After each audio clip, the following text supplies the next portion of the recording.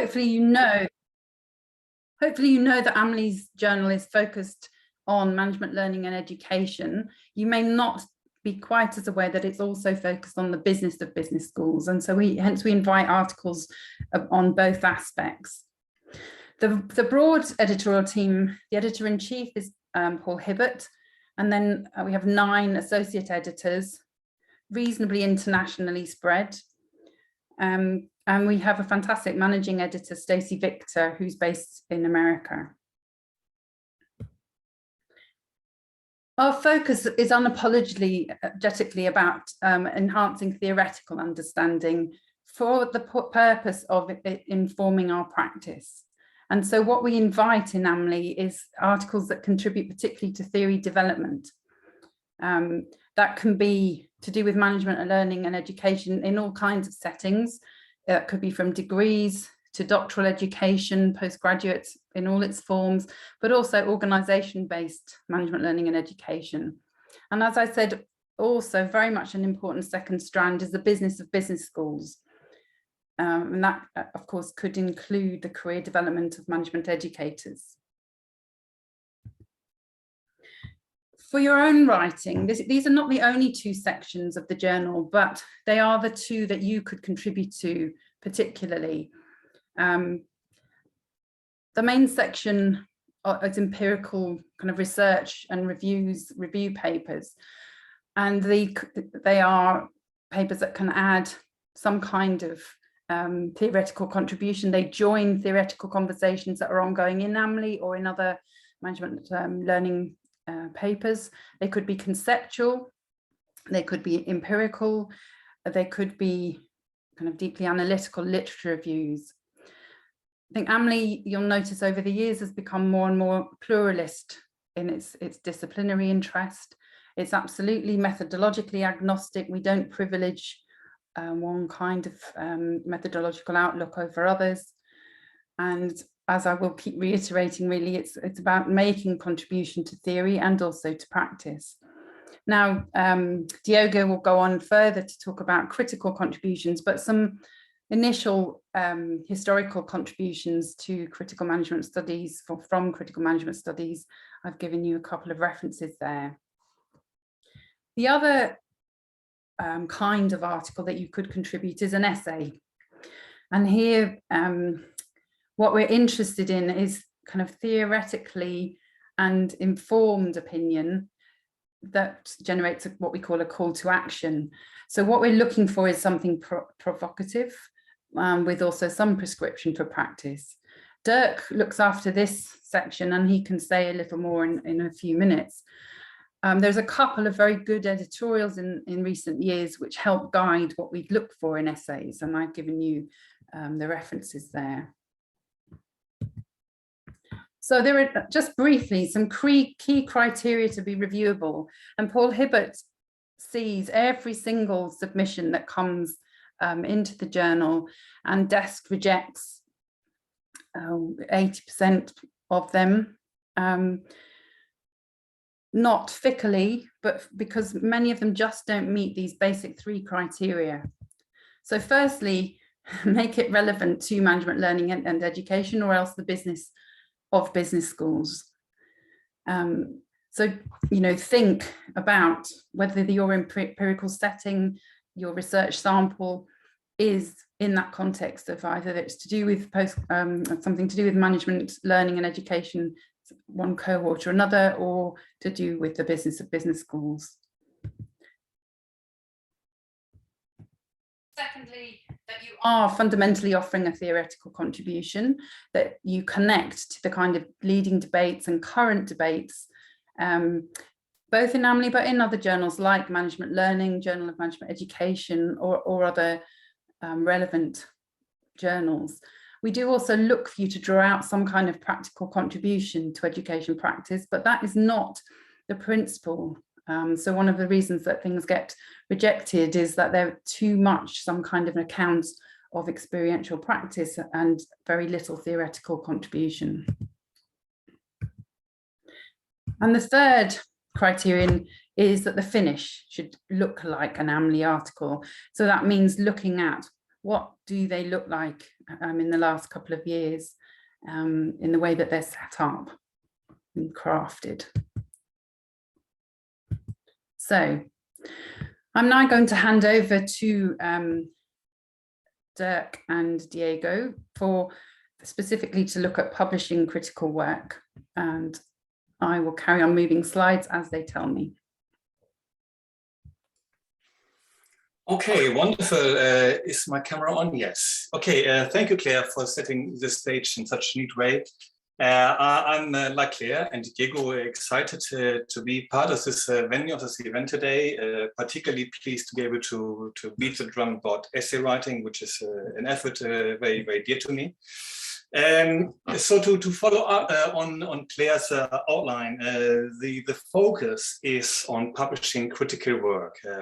Essays are one format that is very suitable in this effort. Some of you may remember Adorno's view of essays as an act of heresy, which is a strong word, but what he meant was actually an effort to survey the orthodoxy of thought, to reveal that which is hidden. And in this way, the essay has an important role to play in the landscape of academic writing and journalism. Why do we write essays? Personally, I tend to write essays as a response to some kind of transgression that occurs when important values are violated. Freedom, morality, fairness, or in this case, in the particular context of AMLE, the very process of learning and education. Another way it can be pitched is as reactions to normative misdevelopments. When we look in particularly at the interface between ethics and between facts and values. So when we have, for instance, concepts like learning, like moral anger, like judgment, that we accept at face value, coming from a particular ontological tradition in which they are defined. But we become discontent, we become dissatisfied that that version of a particular concept doesn't suit a particular circumstance.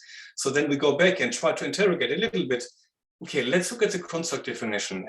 Where does this come from? What does it mean for our efforts to theorize? And what kinds of practice can we actually observe as a result of having accepted this kind of construct definition? So looking at concepts and ask the question, what we see at face value, does it hold against closer scrutiny? So that is one way. Claire, could you please move on to the next one, to the next slide?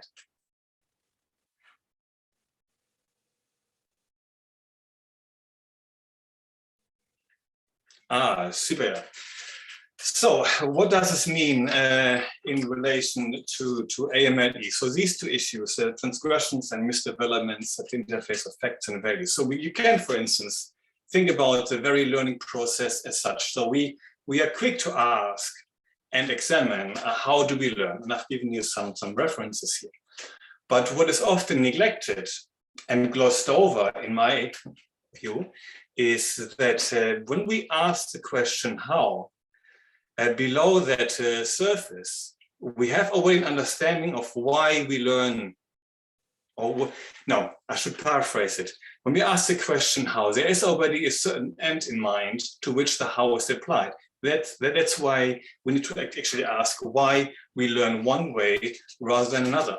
And I think that is something that I think there's scope to look more into these issues, not only about how we learn, but what are the conditions actually, for instance, that shape the way we learn. What are the purposes and the ends toward which learning is applied?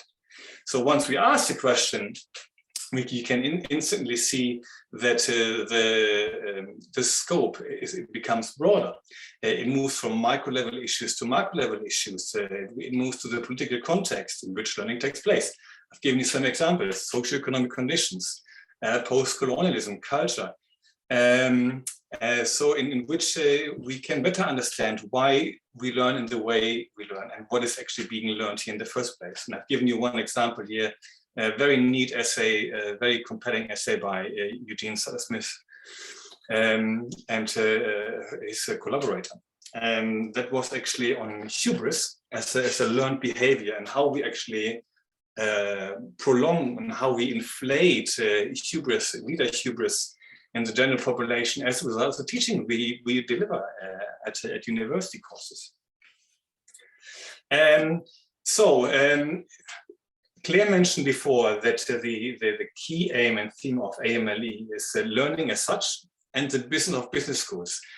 Another way we can phrase it is actually looking at the process of learning and the environment within which learning takes place or within which learning is conditioned.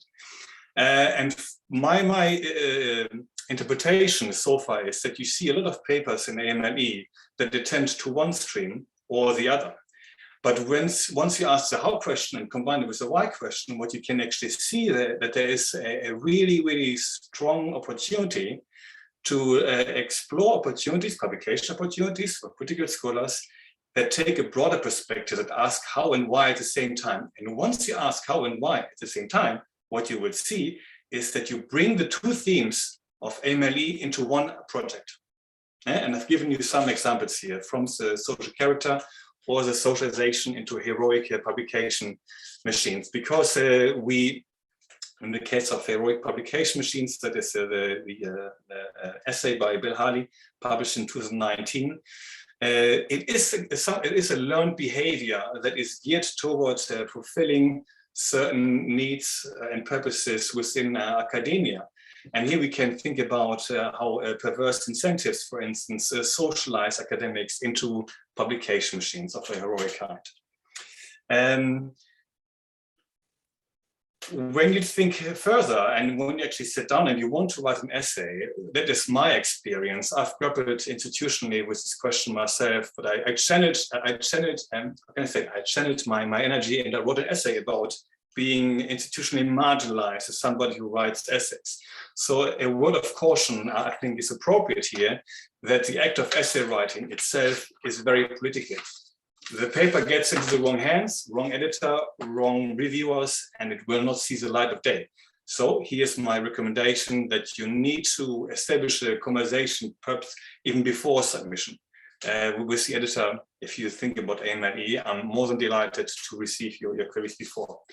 I'm mindful of time, so I'm heading on to the last slide. Thank you, Claire. So, writing and publishing critical work is both stimulating and challenging. Challenging if it gets into the wrong hands, in the wrong hands of reviewers, the wrong hands of editors. But I think it's important to highlight that you can stand a good chance of getting it published if you get the act of critique right, the way of critiquing right, but at the same time, do not fail to offer the practical ramification. And this is what's unique about AMLE essays. You can, in a way, think about the first part as an act of discipline provocation. I talk about that in a second.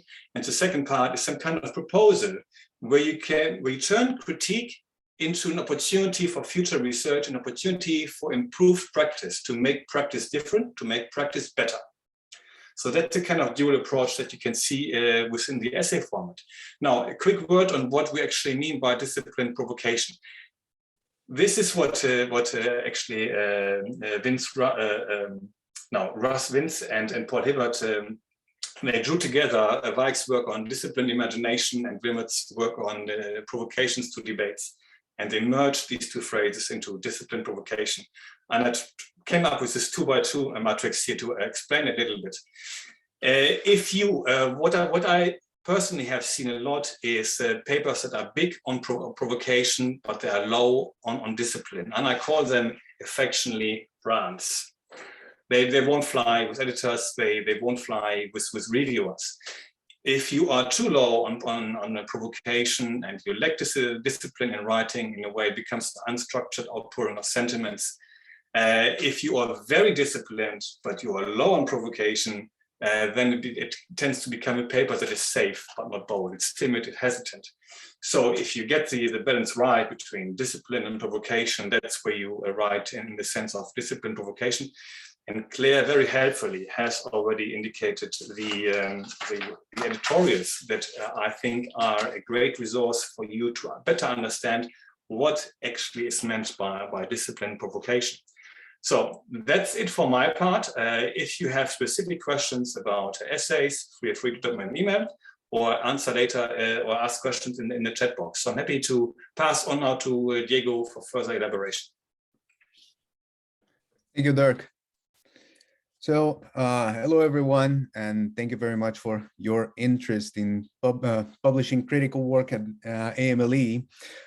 So in addition to what Claire and Dirk talked about submissions for AMLE, there's a special modality, right, where you can get critical work published that is constituted by special issues, right? So in the past, we had the usual research and reviews and essays submitted to specific special issues. So there are two examples here. So in 2020, excuse me,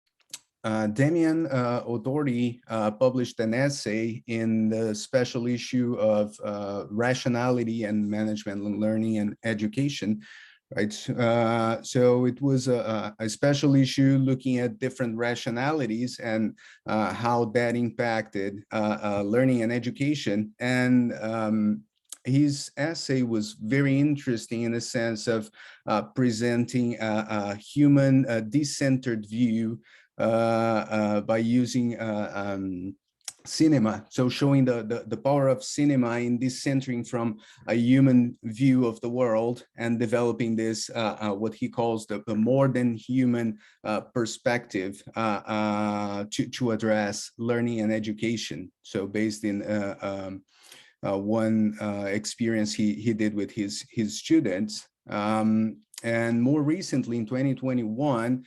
Sergio Vanderlei, Rafael Cadipani, Amon Barros published in the Research and Reviews for the special issue on New Histories of Management.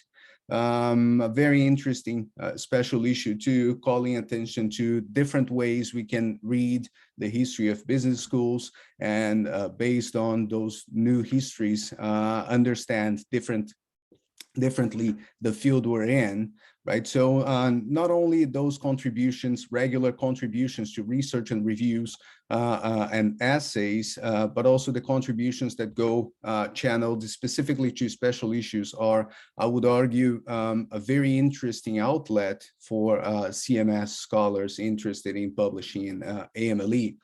So there are basically two ways you can contribute to that. So one of them is, of course, developing a proposal for a special issue, right? So we have an open call right now. The deadline is August 1st for you to submit special issue proposals. So we usually have one special issue every year. So this proposal is to be published in 2025, okay?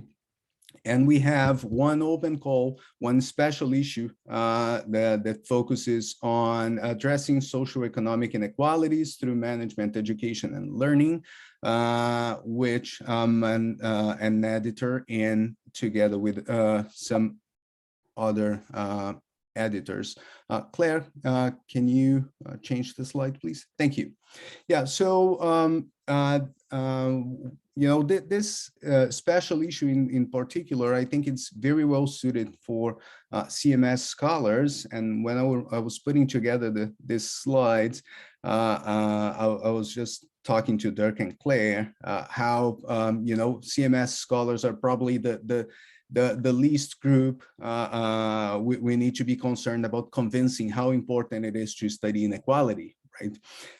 But inequality in relation to management, learning, and education wasn't as explored as we would like. So there has been this growing interest in studying the connection between inequality and organizations. And we have like some reviews by John Amis and then Hari Bapuji.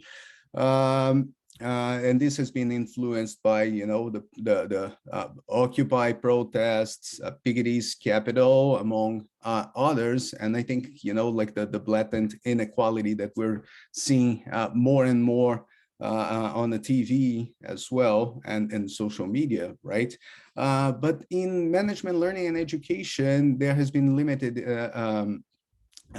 study and research on this. You know, there are lots in education, but not management, learning, and education specifically. So the research that has been done about higher education, for instance, shows the important role that education plays, you know, in fostering social mobility. So there are some studies like Coraiola that shows the impact of the GI Bill in promoting social mobility in the post-war US, and how that actually became a very important ideological component, right?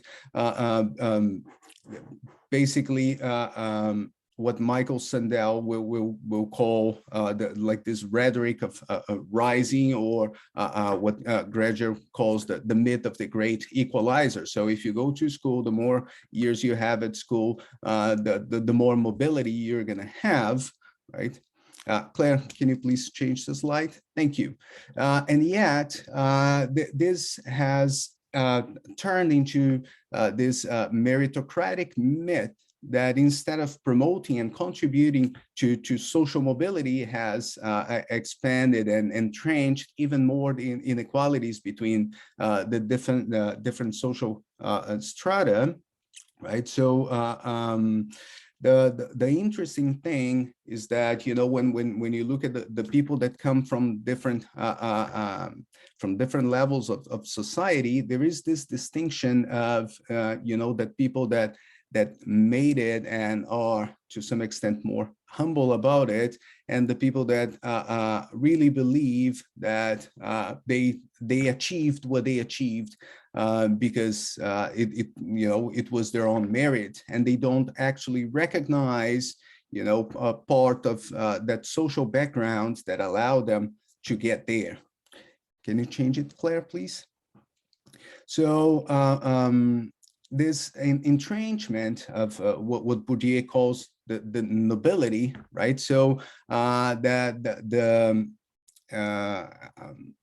basically the parts of the process that we don't see, that are hidden from view, right, and are acquired through this process of socialization that reinforces that that understanding of how meritocracy, you know, leads people to be successful. It kind of covers up, you know, all the influence that the family has, and many other elements, like the acculturement of people in their own families, and the experience they have even outside of the classroom that leads to the reproduction of inequality.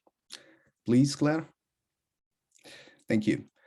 So what we're looking specifically in this special issue, you know, we have some is the connection, of course, between social inequality, income inequality, and management, learning, and education. So all forms of inequality and the way they contribute to and are reinforced by management, learning, and education. And we have these three specific themes that we're suggesting you may want to address in your papers, right? So the first of them is the role of management, learning, and education in socioeconomic inequalities. So how inequalities are treated in management, learning, and education, how our theories contribute to reproduce inequality, and how we can be more inclusive in the classroom, in the business schools. Okay.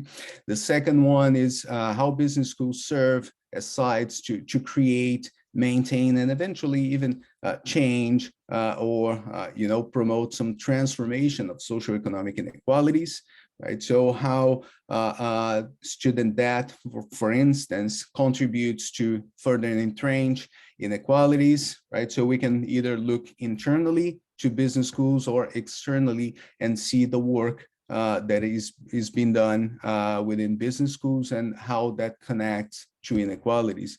And the third one, focus on pedagogical approaches, right, and tools to address socioeconomic inequality. So what kind of new insights we have from research that can inform our practice, right, our evidence-based practices, what kind of new critical approaches we have that may help us focus more and eventually change the situation, and how new technologies can contribute for us to maybe overcome some of the inequalities we face in our day-to-day lives. Okay, so specifically, and I think this is very clear from the editors, we are very, very interested in hearing from all over the world and kind of giving voice to global and unheard voices, right? So if we're talking about inequality, that's really one of the platforms we have to reduce even the inequality we have within business schools in terms of who gets exposed, right, and the attention people get about their research. As Claire mentioned, like we have no preference whatsoever in terms of epistemological, theoretical, or methodological perspectives. And we would be really interested in receiving submissions from CMS scholars. Oh, apparently I can change the slides, or maybe Claire just did. So thank you. Yeah, so just some things to keep in mind in terms of developing developing your papers for the special issue and for regular submissions. Okay, so make sure you're connected to the literature of the field, that you know deeply, how your paper connects to that and how you want to contribute to a specific conversation. Before submitting to the journal, it's strongly recommended you look for friendly reviews, right? So we don't want to be the first people to read your paper. You should have had some friendly reviews before submitting. So either in conferences or having, good friends that can provide you that. So we did 2 PDWs for that special issue. For instance, we're going to have other PDWs. So, you can keep your eyes open to those possibilities. It's always good to have some feedback from the editors. And yeah, apparently it was Claire that changed the slide. If you can do that again, thank you. Yeah, so focus on the finishing, as Claire mentioned, developing the presentation, but don't forget, it's 40 pages for research and reviews, 35 pages for essays, all of them double-spaced, and the references can be single-spaced.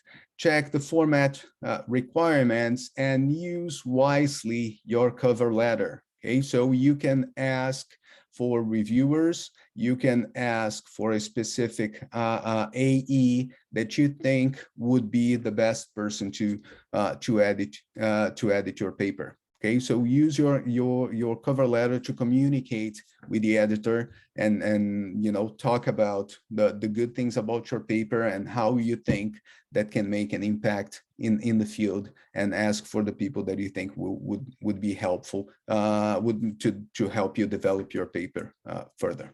Okay, so thank you so much. I think that was the last email, the last slide, sorry. So,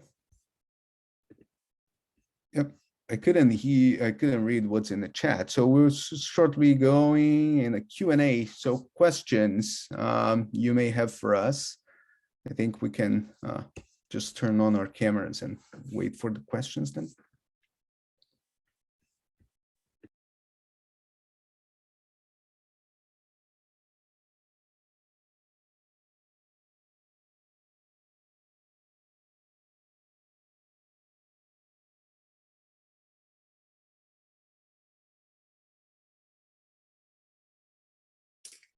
Who blinks first? Who raises the first question? I think we have one already. So what are some of the key mistakes you see people making?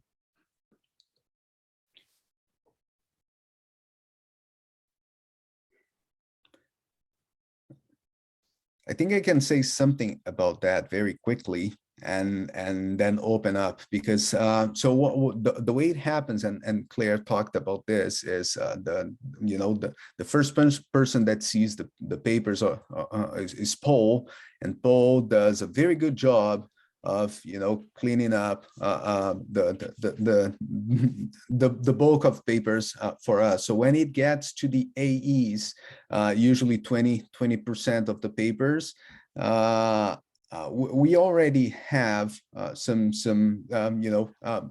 better papers than most of what we receive. Okay, but from my perspective, I think one of the things, I wouldn't call it a mistake, but again, I'm biased based on the papers I receive. There are some papers that are clearly that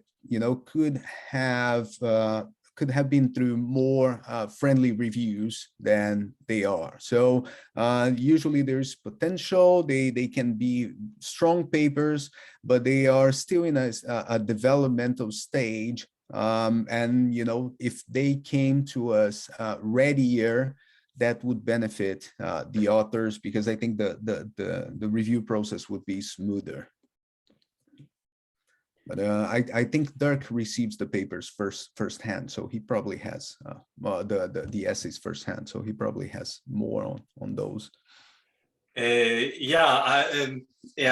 Mistakes. I agree. Maybe it's not. I agree with Diego. Maybe that's not the best word to use. I think there are ways, if you were to use common sense, that you would consider. You could consider to simply enhance your chances by going through a almost box ticking exercise, which is not to say that this guarantees success, but I think the esteem, the reputation of AMLE has significantly increased in years, and that means that there will be at some point a decision to become more selective. The more selective you become with papers, the more the onus of responsibilities on authors to make sure, have I familiarized myself with the basic requirement of the journal? Do I understand the aim and scope of the journal?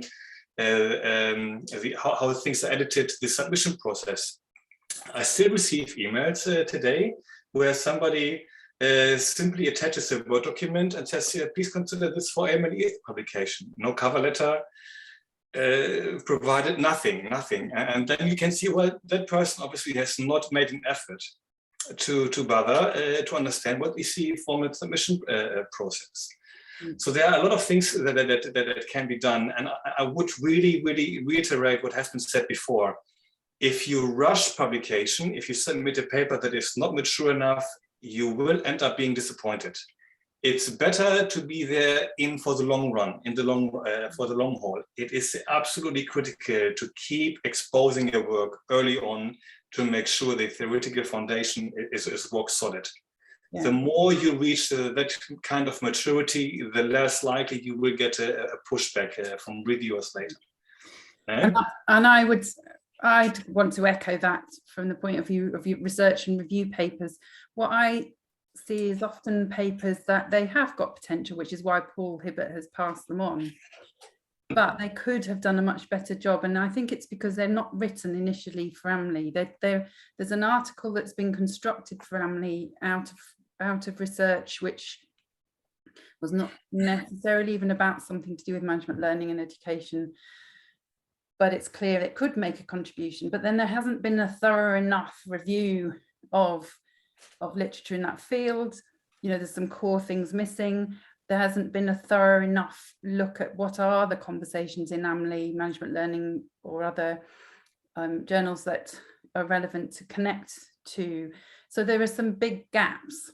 So that doesn't necessarily mean there isn't a chance that reviewers will give lots of guidance and point you in the directions to plug those gaps, but it then takes longer and a couple of iterations more at least before having a chance of being accepted, and that's not necessary. And the other thing, which I think arises perhaps from a similar cause, is these are empirical articles, but somehow there's still a fatal flaw in the kind of logical coherence between what is being set out to be or what has ended up being contributed, or what is being set out at the beginning to be investigated, and then the kind of steps in the argument and the use of data and so on, can be great studies. But I wonder if this is also about the whole thing of trying to shrink or extract from a large study to make an article and a contribution. Things get left out that mean it comes across as somewhat incoherent. So those are a couple of fatal flaws. You know, I'd conclude now from having seen lots of papers. Yeah, and so to Felicetta's point, so how long does it take for having an answer? Are there many desk rejects? So you know, just adding to what both Claire and Dirk just said, I think one of the other points, and again, it's not a problem in itself, is that so AMLE is a theory journal.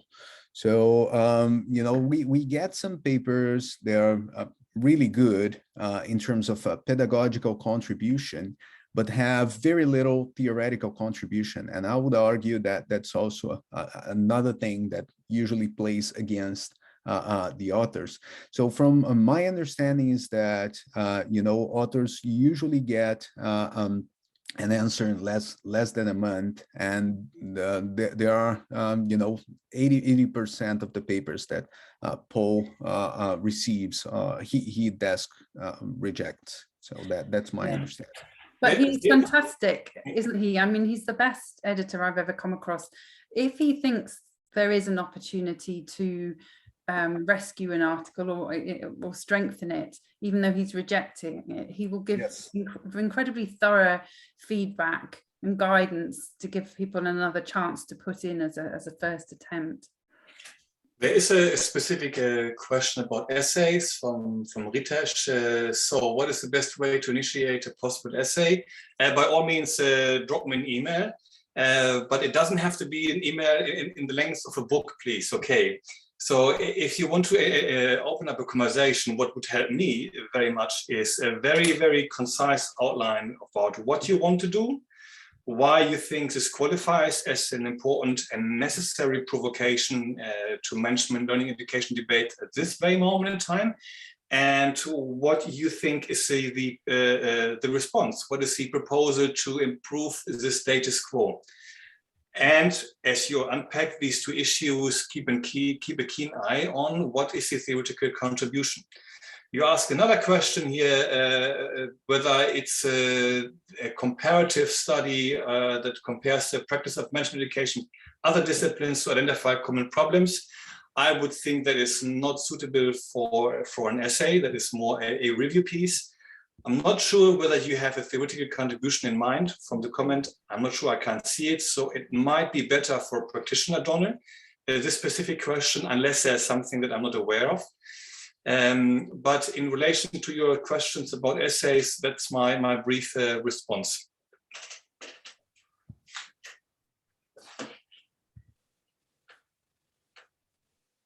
And somebody asks about, is 40 pages a hard limit? Not necessarily. If in your cover letter, if you can justify why it's a little longer, that means a kind of handful of pages longer. If there's you can ask in your cover letter for that to be acceptable. But I can't remember, Paul was talking recently, there was one that he desk rejected recently, it was something like 94 pages. So it's not 40 pages is not a hard limit, but it's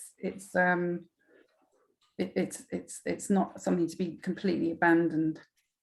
And if we can say something from experience, if you're starting with 40 pages, your paper will eventually grow as you receive feedback from the reviewers, right? So you might end up, you know, starting with more than that, and then you're gonna get a longer paper, and in the end, you're gonna have to shorten it back to fit within whatever boundaries you know, we think are appropriate. So the 40 pages, even though it's not hard, it's good to keep in mind, because you know, you're gonna get a longer paper eventually throughout the review process. That's, you know, my experience. I'm looking down the questions, and the next one is a really interesting one about, which is very much taking on board that the purpose of, or the primary purpose, is a contribution to theory, and then ends with saying, well, you know, that the role of papers is not to say this, do this and X will approve, but rather to critique the assumptions that underpin another view. So the question, how important is contribution to practice? I mean, I'd answer that by, I suppose, is it a quote from Kurt Lewin, there's nothing so practical as good theory. And the whole rationale for our interest in theory is ultimately because it can improve practice or change practice, transform practice. So that's why we are interested, and we do look for the research and review papers at least to be saying, well, what are the implications for practice, or what are the kind of questions that this might imply about practice? I think Claire offered a very neat summary here, to which I would simply add that ME has a strong focus on theory, and sometimes people might say, oh, this is all about theory fetishism. But I would object to it, because theory-driven science has a fundamental purpose, that is to explain, understand, or predict it, depending on the paradigm you are familiar with. But once you are able to do any of these, it will invariably has the potential to improve practice, to change practice. And I think this is where I sometimes feel that submissions can stretch themselves a little more, go beyond what your provocation is, and actually show that through the alternative, which is also theoretically informed, you can actually improve practice. And one paper by Jean Bartonek in a special issue in MLE referred to it as actionable research that has the potential to inform managers what they can do better, differently in the context of their managerial practice. And I think here I see scope for people to stretching themselves a little bit more to make that link between theory and practice stronger, more explicit. Yeah, I completely agree with you. And you know, if there's anything to add, I would say the contribution to practice is important to us. So it's not only the theoretical contribution, but you need to be able to show that. And I think that's, you know, something that CMS scholars do really well. I don't think we're in the stage where, you know, you can stay with the critique just for the sake of the critique, right? I think we moved beyond that. And if you're, you know, kind of presenting this different way of looking at the world, you might as well tell how that will impact, you know, the way we do things in the world. So I think it makes total sense, you know, to explore some of the practical implications of that different lens that you're taking. So. There is a question which I very much welcome about whether this pre-screening of submissions is influenced by school or author location or origin. Categorically, we welcome submissions from all corners of the world, from all countries. It doesn't really matter where you come from. As a matter of fact, we would love to see more research being submitted from geographically underrepresented regions. So that is a very, very strong message that I know the editorial team shares at AMLE. It is somewhat of a misconception to assume that only because it's an AOM journal, it's dictated by North American scholarship. I think that's a misconception that has been thrown out of the window a few years ago already. And I think we need to be, we as an editorial team, we live up to that. So when you have something that is of interest to the very domain of management, learning, education, in a new empirical context and a new cultural context, bring it on. Absolutely.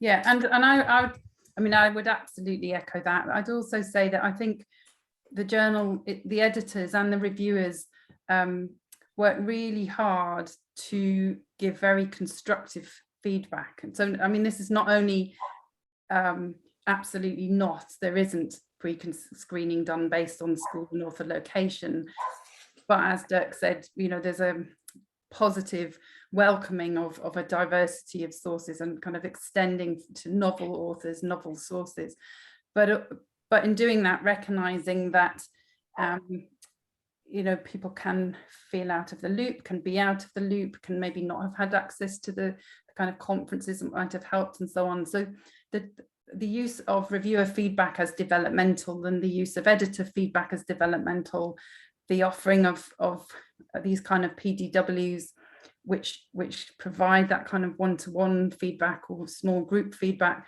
are all designed to actually reinforce that kind of welcome to a widening participation of authors.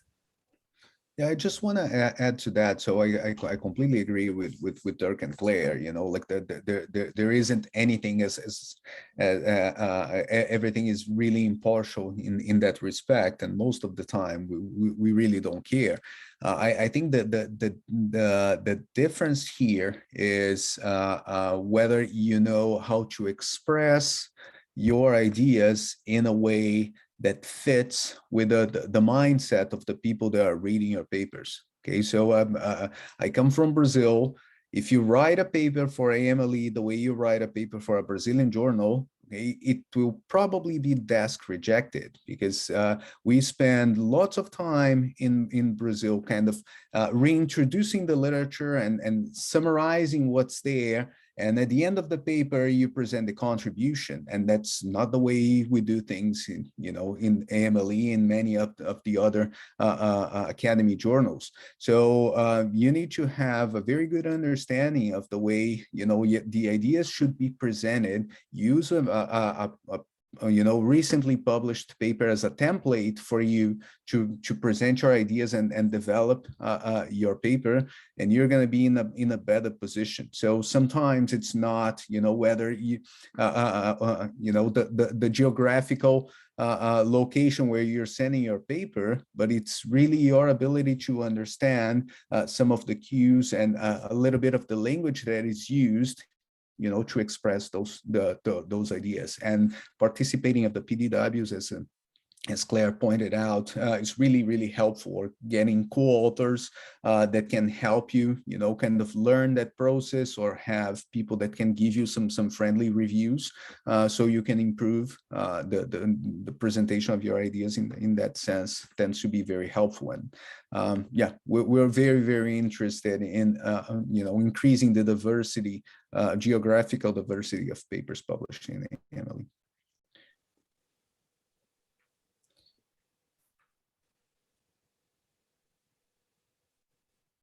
There's an argument that theory is in the eye of the beholder. So what is on the AMLE's conception of theory? Do you have any editorial that addresses this issue? I'm not sure we have an editorial on that. AMR might be a starting point, but it is a useful question to ask, because it helps push back on the conception that there is the one way, the one best way of doing things. So I'm going back to Clare's opening slides, where she said is that methodologically agnostic. I think it's also theoretically agnostic. You see a lot of my favorite phrase is to say that AMLE is a broad church. And it can accommodate people of a different theoretical denomination. And that's fine. And I think, and that makes the John also, the biased as I am, unique. It is accommodating, it is welcoming. There is no primary doctrine theory-wise. It is a broad church. You can try different perspectives, as long as they are argued for it persuasively and in an internally consistent way. I think that's a very good point, and I think so. What Dirk mentioned. So you know, AMLE is a very distinctive journal. When you look at the journals published by the Academy of Management, because it's the only thematic journal. So we receive you know, papers that could be submitted to AMR. But they focus on learning and education, so they come to us. We receive papers that would be submitted to AMJ because they are empirical papers, but they focus on management, learning, and education, the business of business school. So they come to us, right? So we receive policy papers that go to AMP, but they come to us because of the focus. So the thematic focus is really what holds it all together in AMLE. So you can benefit from those other editorials when you're developing papers for AMLE, but keeping in mind, you know, the distinctiveness of the field we are. So the conversation you're entering and what theory is within this domain of research.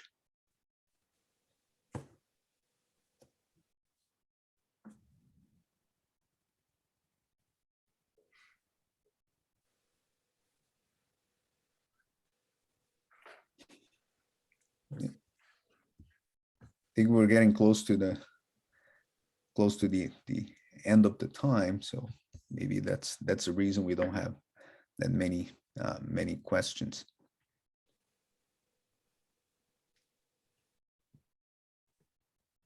If there are no questions, but just to take home message, we all are very interested and excited to be part of the AMLE community. I think it's a journal that has still places to go, and whenever you have an idea for a great paper, then simply reach out to us. Yes, and thank you so much for your interest. We do hope to get submissions from lots of you.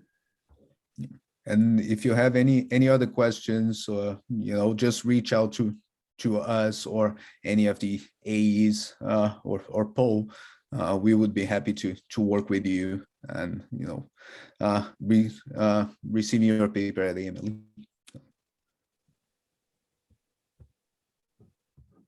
Right, so we've come to the end of our webinar. A huge thank you to Claire, Dirk, and Diego for sharing with us the kind of critical work that will get published in AMLE.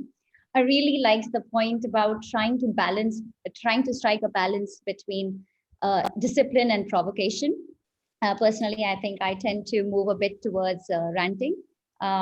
Maybe Twitter is the best place to do that. I don't know. But yeah, ranting is definitely not sufficient. And thank you for also sharing with us the importance of having a friendly reviewer and before we send it to the journal. I think more often than not, we forget about that. And this is where, PDWs and these webinars that we are doing can provide a lot of support to the CMS scholars. And it's great to also see that you're committed to disciplinary, methodologically, as well as theoretical pluralism, which I think a lot of our attendees would have found great to hear. Before we end, I sort of want to draw everyone's attention to some of our forthcoming events, and I'll try to just share my screen. Right here it is. And presentation mode. Yeah, right. So our next webinar on the Publishing Critical Work series will be held in June, and the details will be communicated soon.